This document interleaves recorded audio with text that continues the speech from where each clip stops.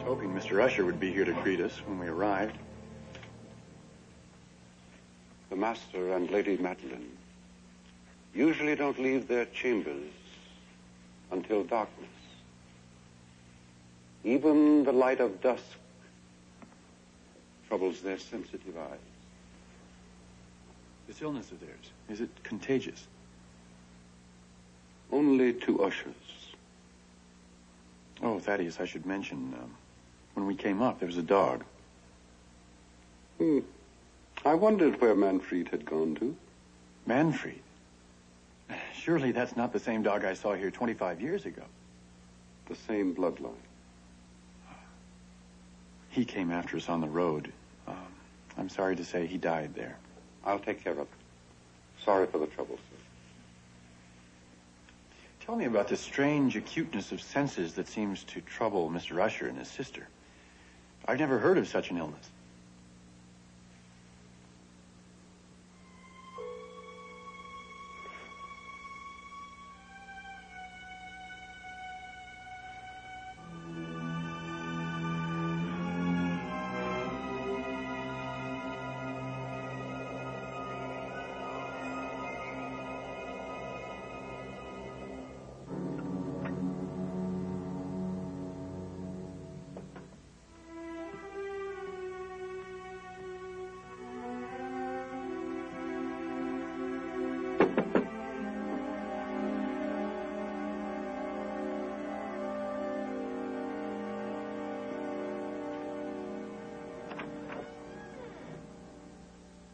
You look lovely. I had the strangest sensation a while ago. I was over here tidying up my face and hair when I suddenly got the distinct feeling that someone was watching me. Ah, it's this house. Dark shadows, subdued light, the creak of old wood plays tricks on you. It's on its last legs, I'm afraid. That crack in the front wall looks bad. Do you think you can fix it? I won't know until I inspect the foundation. Oh, excuse me. Thaddeus, isn't it considered good manners to knock before entering? I'm sorry, sir, but we try not to make any unnecessary noise. The Master will see you now. Alone.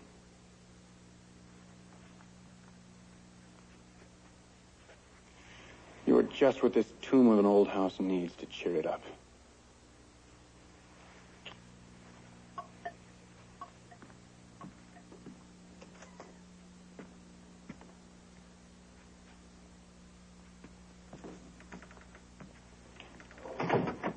The Master's chamber is at the far end of the hall. Don't knock. Just go right in. He's expecting you.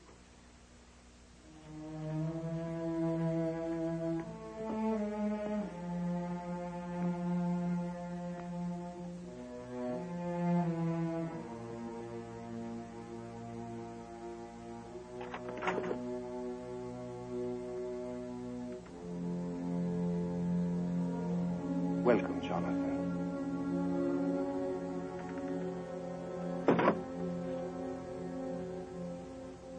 Roderick? My deepest gratitude for coming, my good friend. I have been ill. After so many years, I must seem quite startling to you, yes? Not at all. I had Thaddeus set out some port. He tells me your young wife is with you. I trust you've been made quite comfortable. To be perfectly frank, we would appreciate a room together. Well, you see, we've been married just a few weeks. I'm afraid that can't be arranged. You see, there are no double beds in the house. Perhaps we could put another bed in Jennifer's room. You know how wives are. She dislikes being alone. Well, that too would be awkward, my friend. You see, the beds are bolted to the floor, as is all the furniture. Why? The house often jolts violently, slipping on its foundation. So I've secured all the furniture to the floor. Your letter said that both you and Madeline were ill. What troubles you? It has no name. It is a hereditary disease which attacks the five senses. Has your physician prescribed you medication? There is none. It has no cure. It is the reason no usher has ever lived beyond his 37th year. You are my last hope, Jonathan. My last desperate attempt to save myself from certain doom.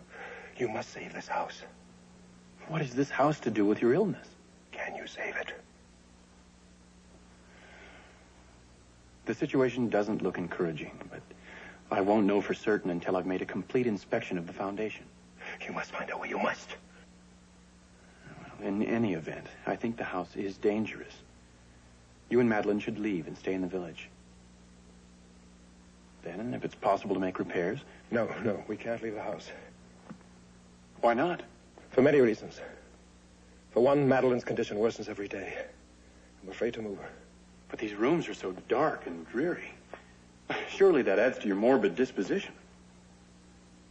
Put it out and blind me!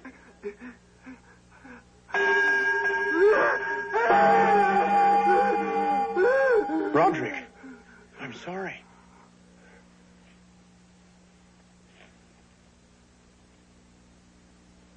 I can't fault you, Jonathan.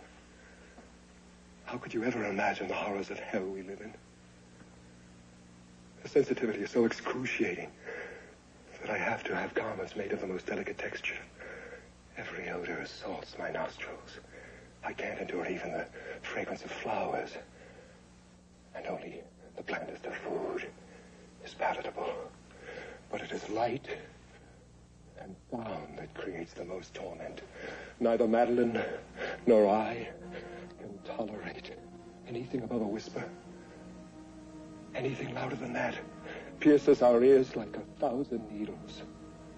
Even the flutter of bats' wings outside of our window disturbs what little sleep we can steal.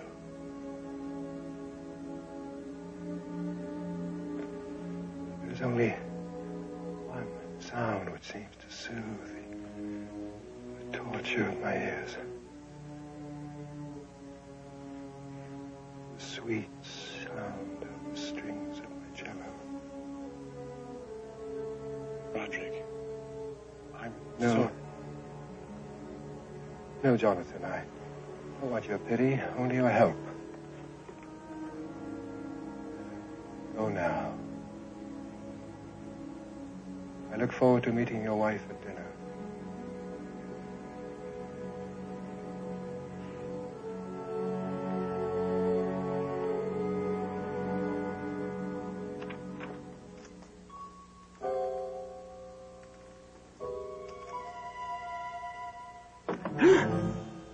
There are things about this house, sir, that you do not know.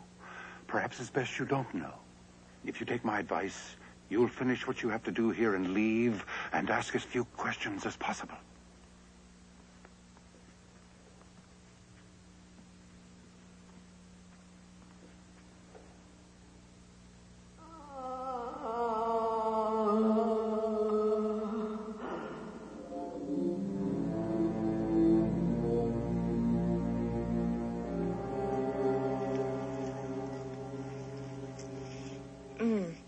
This casserole is delicious. My compliments, Thaddeus. Thank you, madam. My apologies for being unable to serve meat or fowl, but it seems our hunting preserve has long been barren of beast or bird.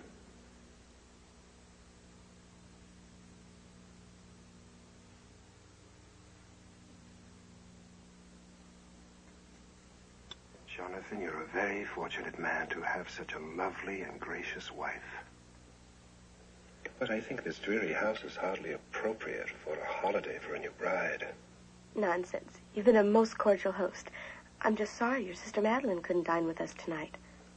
My sister is best left confined to her chamber. Her condition makes her poor company for strangers. Look out!